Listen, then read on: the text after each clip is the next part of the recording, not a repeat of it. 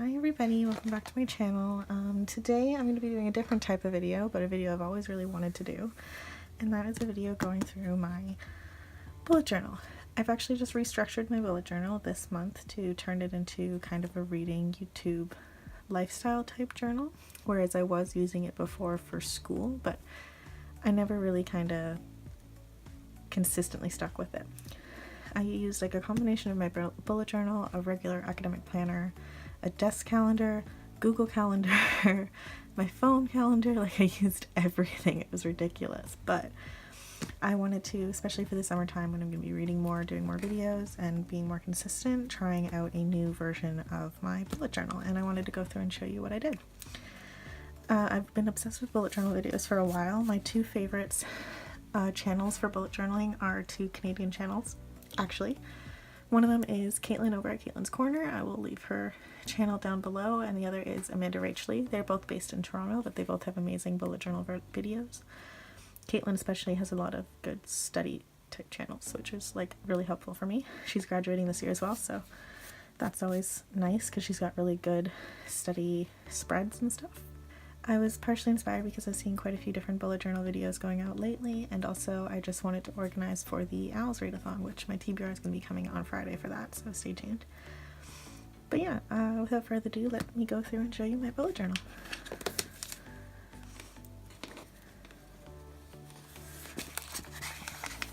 So my bullet journal is the Leuchtturm 1917 journal, which I quite like. I wish the pages were a little bit wider, and they kind of bleed through a little bit, but that's fine. The markers that I tend to use are the Studio Series microliners. My favorite numbers are number 1 and number 5, and they're the ones that I mainly used in this video.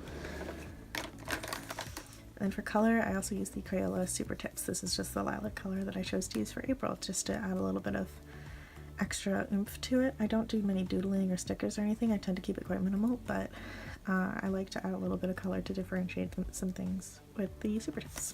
So this is just my title page for April. I always, again, like to keep it super minimal and have like a little tiny small calendar so I know what I'm doing for the month and I can get a general layout. Moving on, this is my monthly calendar. So for my monthly calendar for April, April is exam season and final essay season, so literally the only thing I've put in here are all my finals and final assignments and everything. I didn't use the color coding that I tend to use in my other journals. Like, I color code by class, so each class has a different highlighter color, so I can keep it separate. I didn't do that in this just because I want to keep it all purple, but this is again just a glance type situation for me so I can see what I'm doing on any general day.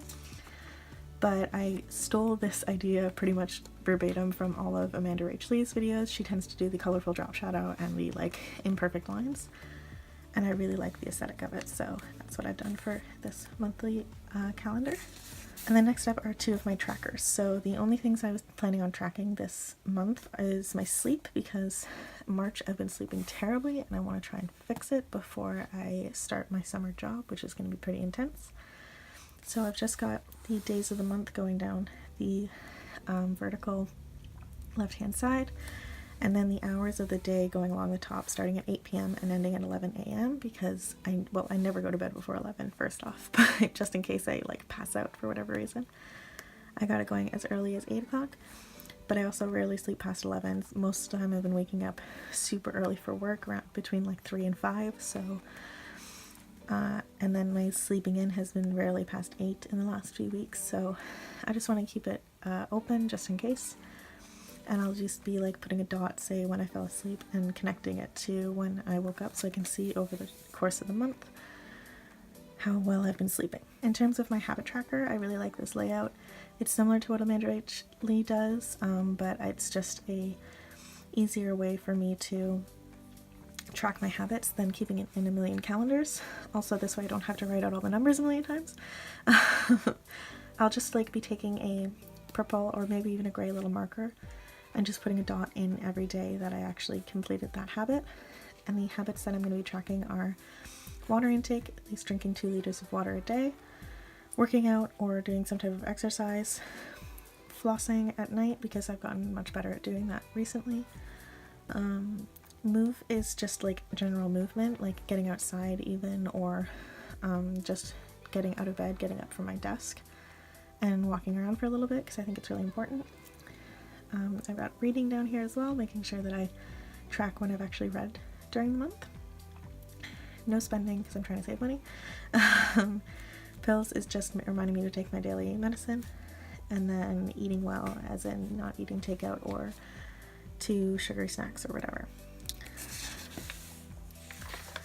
So the next up, I've got a kind of booktube type double spread. The left-hand side, I've done a brain dump page, so it's just a page for me to brainstorm ideas, write down any thoughts or anything like that that I have throughout the month. That could just be like a smorgasbord or whatever. And then on the right, I've got a little video planner section. So I've got every day that I tend to upload, every Wednesday and Friday, with the dates at the top, and then I'll just write in whatever video I plan on scheduling and setting up so I can get a little bit more organized. Next up, I've got my exam schedule for April because, again, like I said, I'm graduating, but I'm still in university, and April is exam season. So along the left-hand side, I've just got little boxes with the course codes of each of the classes I have exams, with the corresponding information like date, time, building along the right, so that I have a chance to quickly take a look and see when and where my exams are. Right-hand side, I've got a workout log.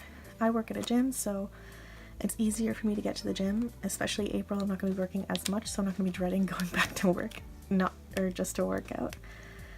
So I found this spread on Pinterest, and it's just similar to the monthly calendar that I did. I'm forming like little boxes with drop shadows in the calendar layout, but instead of leaving room to write stuff inside, I'm just writing the date quite large on the inside. And again, similar to like my habit trackers, I'm just going to fill in the type of workout that I do. So I'm going to fill in a dot there and then write in the notes section what the actual workout was, whether or not I did legs or if I did upper body or cardio, whatever, yoga, fitness classes, that kind of thing. I can put it all down in the notes section below. But this way I can get an idea of what's working for me, what I'm tending to do more, what I'm tending to do less, and I can work on it throughout in the next month later. But this is a good way for me to keep track of my workouts. And then these are the last two spreads. These are specifically for my reading. For the month of April, the Owls Readathon is going to be going on, which is hosted by G over at Book Roast, and I'll leave her announcement video down below. But it's a wonderful Harry Potter magical themed readathon that runs for the entire month, and I'm so excited to participate.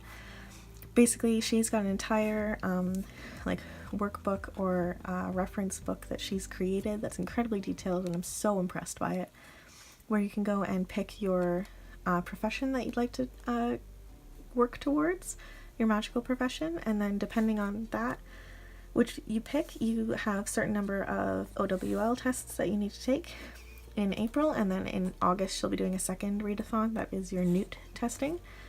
So owls are the ordinary wizarding level exams, newts are the nastily exhausting wizarding tests, which are from Harry Potter. So each career has a certain number of owls that you need to take for April, and each owl test has a different subject, and each one is a different reading prompt for the readathon. I've chosen to do the Hogwarts professor career choice because it's exactly what I want to be when I grow up. I'd love to be a university professor, and there are 7 owls required. The first one that I'm required to do is to pick a subject I like to teach, so I chose ancient runes for that. I have to do defense against the dark arts, and then I get to pick 5 others to choose. So I chose herbology, history, magic, transfiguration, potions, and astronomy. I'll go through the books that I'm going to be reading in my TBR, which is coming out on Friday, and the prompts for each of those, but I will link the announcement video, which has Google Docs for all of the information linked there as well, so you can take a look if you'd like to participate. But I just wanted to put it all on one page so that I know what my TBR is going to be, and it's a good way for me to check off my progress during the readathon. And then finally, my last spread is my reading log. So I took inspiration on this one from Books with Chloe, her way of doing her reading log, where she just puts in a bullet list of the book that she read and the 5-star rating, and then at the bottom picks a favorite and least favorite book. So that'll be my way of doing it this month, which I'm excited for. It's a little bit more minimalistic, less crowded, and I think it'll be good for me. So here's the final flip through of my April Plan With Me bullet journal.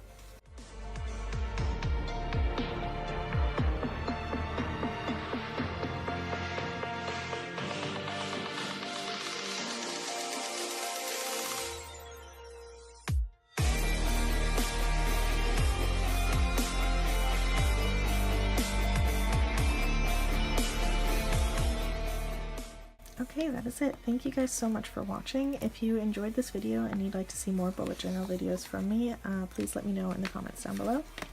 If you enjoyed this video, please give it a like and a thumbs up, and leave a comment below letting me know what you think of my bullet journal, or what bullet journaling ideas, or if you do it yourself, in the comments, because I'd love to know how many of you guys are out there. If you're new here, please subscribe. I put out new bookish videos every Wednesday and Friday, and I will talk to you guys later. Bye bye.